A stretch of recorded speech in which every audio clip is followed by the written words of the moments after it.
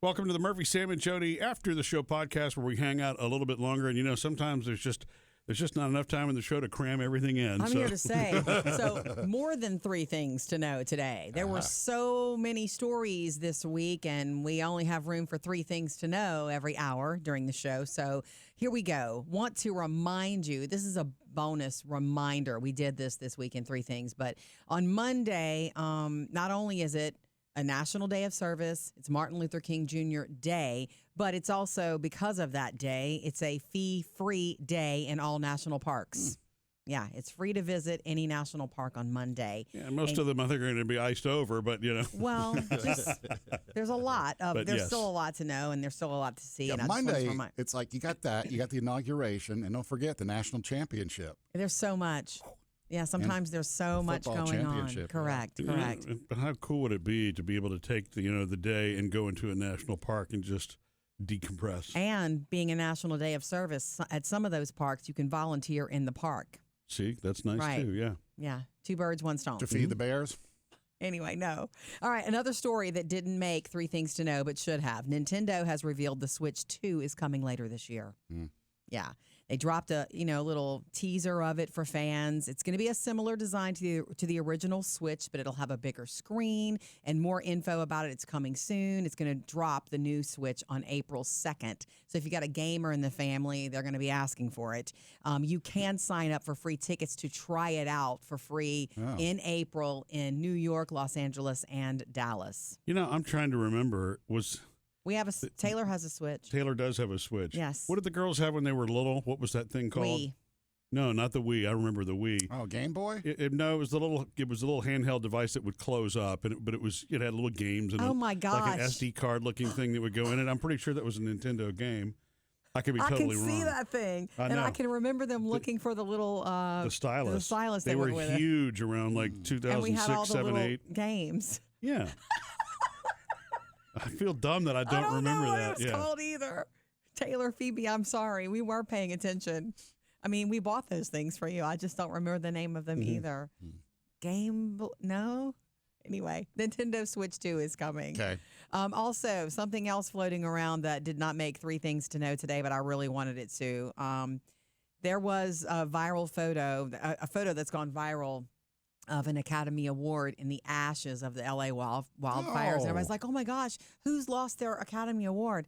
No one. It was a fake. It was created by AI. So shame on whoever created that. Yeah. It was a fake. And, man, those are all just like things to come from AI, right?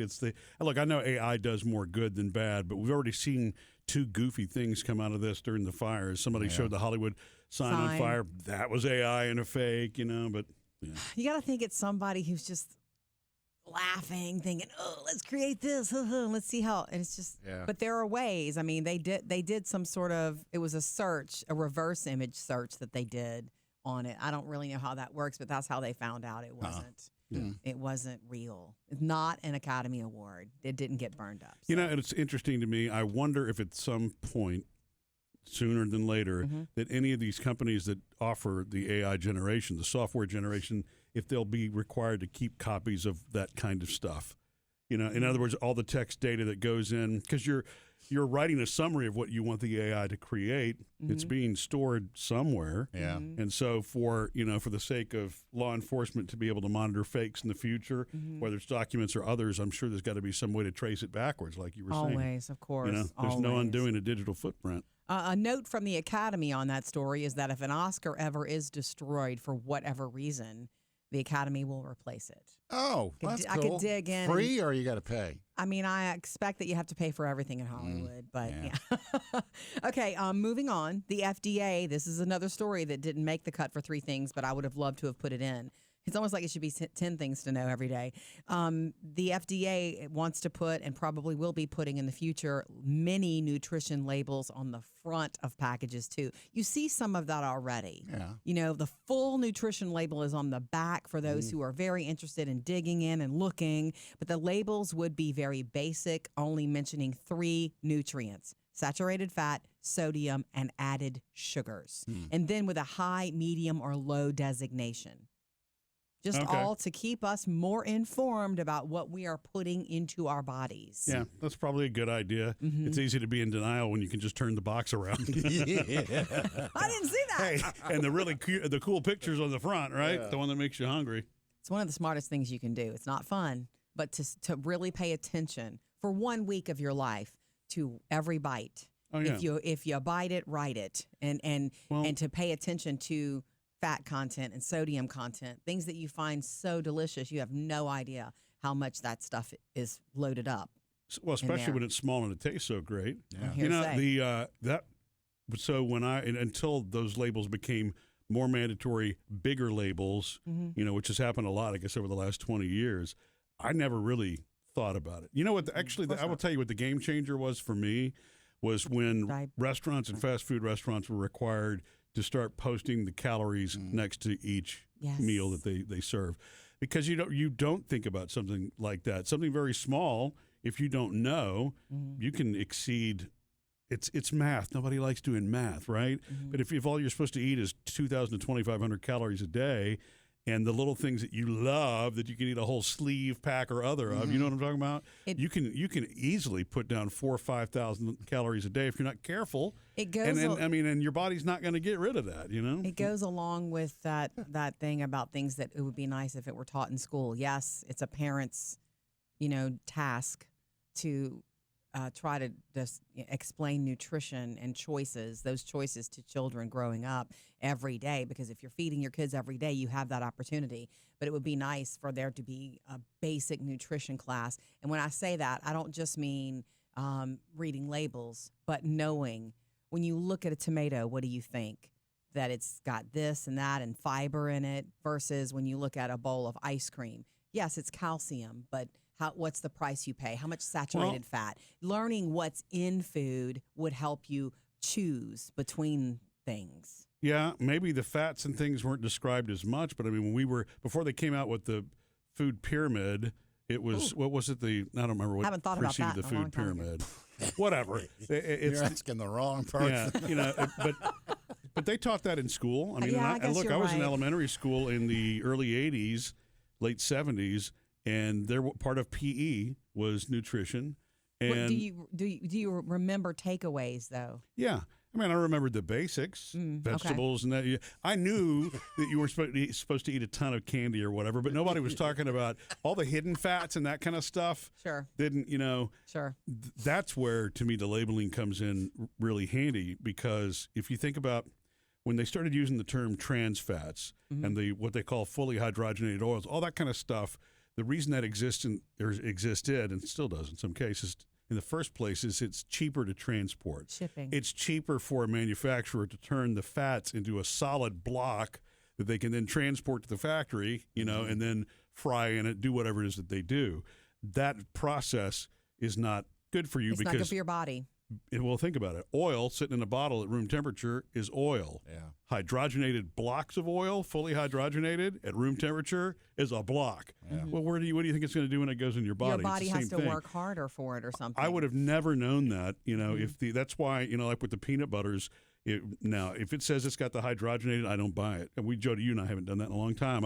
Peanut butter itself is a healthier, quote unquote, fat. I know they add some sugar to it, but any little bitty piece like that, that's where it's made the difference, for me. My problem is still self-control. My problem is the things that taste good, Still haven't found the healthy Oreos. Right, exactly, Anyway. By the way, before we go any further, Jodi, I just have to give you props because you just said something I'd never heard before. What? I don't know if you created this just now, but you said if you bite it, write it. Oh, Oh, yeah, I didn't catch I was that. like, whoa! I did not like that. create that. I will not take credit. I okay. heard that a long time ago, but it does make sense. If it goes in your mouth, you need to log it, and then you really will learn about what you are eating. It's a tough habit to maintain, and it does work. It's anytime that I have done that, and then I always wind up rolling off of it after about 8 weeks or so, when I've done any of the apps or whatever. And if you do look at it and you're not really starving yourself, you just do the math, you know what to eat. It's kind of like this visual meal prep.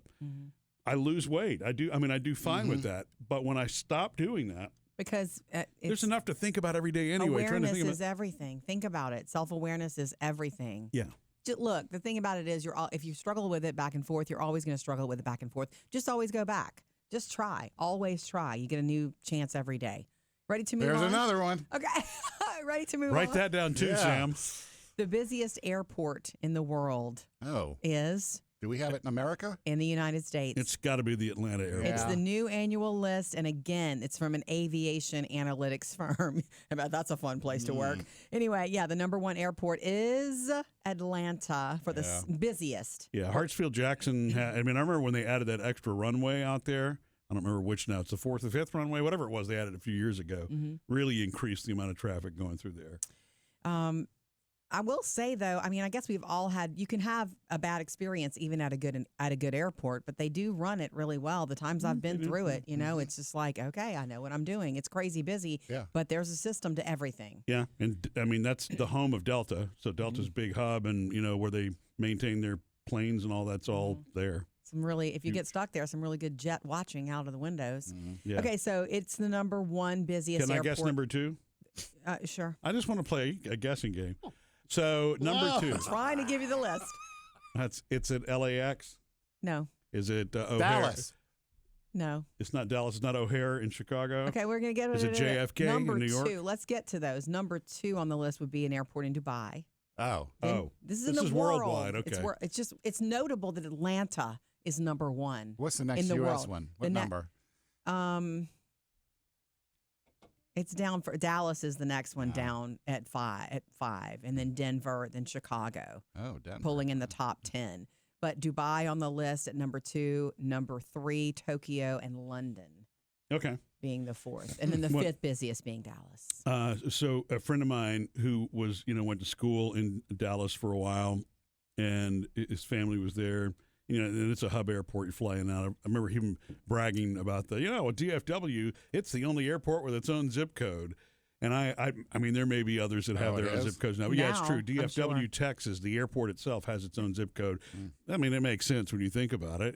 He was proud of that, huh? Yeah, he was. If your impression of it, it leads us to believe he was proud my of answer it. was, man, wow. You're kidding me, right? Yeah, that's great. Are you still mailing things? Well, this was 1990. Oh, okay. Yeah. Here's one of my favorite stories of the week that there's no way I could have fit in a regular 3 Things to Know, because we try to make that, efficient for you. Instacart customers, a large portion of Instacart customers are now requesting a female-only option after guys continue to get orders wrong. I am sorry, this is not meant to be sexist, but they found that male Instacart shoppers... Help me out. Instacart is food only? It's grocery stores. Okay. Okay, so if you order something from a grocery store through Instacart, there's a shopper who, picks out your watermelons for you and your rice-a-roni and puts it in the thing. But they're not an employee of the store. No, they're an employee of Instacart. And they have found that, over the time that they've used it, it's like they're... So the male employees are screwing it up. The male employees are not. And the reason this is an interesting story to me is that I have found in my time and experience of doing things like this, running the household, you find that men, I know that you're the one exception to the rule, Sam. Thank you. But most men are not as specific and ticky-tacky. Dude, that is not a shallot. They're lighter on the details. So what's happening on Instacart is that when the male workers they're choosing... It says here chips. What kind? It doesn't matter, chips. Right. When they're choosing substitutions, it's like if you order Doritos and they don't have nacho cheese, you're supposed to do a substitution of something as close, and then they're throwing in, barbecue Lay's in, and it's like, wait. Okay, but see, that's not the... That is. What needs to be addressed is if they're going to be sophisticated enough for barcodes and everything to choose the exact item that goes in the cart, the substitution needs to be the suggestion of the grocery store, not of the person, who's because it's not their fault. It becomes a perception thing. Everything is precise because of a UPC code. Okay. It doesn't. It's all that. What do you call it? That's not automation, but you know what I'm saying. You go in there with a list. If they scan and they get the UPC code matches, boom, that's what the person's ordered. Stick it in the cart. I hear you, but what I'm saying is that what they're finding is there are a lot of Instacart customers who are requesting female only because they find that the substitutions and the decision making is more precise. That makes sense. Does that make yeah. sense? Mhm. And it's true. I will tell you one example. I mean, goody. men and women are so very different, but I find it in the home to be more like in the daily life of running a kitchen, for instance. Oh, so do you have an example from at home with Murphy? I don't have an example from at home with Murphy because I don't want to pick on Murphy. Yeah. Because he's fabulous in many, many ways. When it comes to kitchen details, maybe not as much. But for instance, there's a grocery store, a market that I go to often, right down the street from our house. And it has one of those delis where the glass over and you want to go in and pick up some chicken salad or some, pasta salad or whatever. And anytime and you order it by the container and it's weighed. And so anytime it's a female back there, you're like, I'll take some of the chicken salad. And they'll put it in there and they'll fill it all the way to the top and put the lid on and weigh it. And it's like, great. I want as much in that container as I can get. And then every time it's a man doing it or a guy, he halfway kind of fills it. And Really? I'm like, and he weighs it and he wants to hand it to me. And I'm like, can you fill the rest of it up? I'm trying to do it. There have been times where I've just ordered a second one. Oh, Yeah. Because I don't want to, Sure, no problem, Karen. I'm never ugly. Never ugly. Don't be like that. But I don't know what that is. I think it's just men and women are wired differently. Yeah. He's a sweet man. Yeah. And, it's just like give her a couple of scoops and put the lid on it. And to me, it's like fill it all the way up if I'm paying by the pound. Yeah. So there's just tiny little differences. And it's showing up in Instacart. I just wanted to share the story. That is all. And let's do one more. Okay. State Farm will not be spending or running a Super Bowl commercial this year. They normally, hold on. Why? Jake's got stuff to do. They usually spend $7 million on a Super Bowl commercial. That's what they cost. But right now, they've been denying homeowners fire insurance in California. Oh. They are, and so they have there are some big fat question marks about what's going on here. And so they realize maybe we should step back. Pull back. We have We don't need the publicity right now. Well, not just that. We have other things to worry about. So I guess that opens the slot for somebody else. Yeah. Spend that money on claims. Spend that money on Your customers. Right. Yeah. Exactly. Missed any part of the show? Get it all on the Murphy, Sam, and Jodi podcast.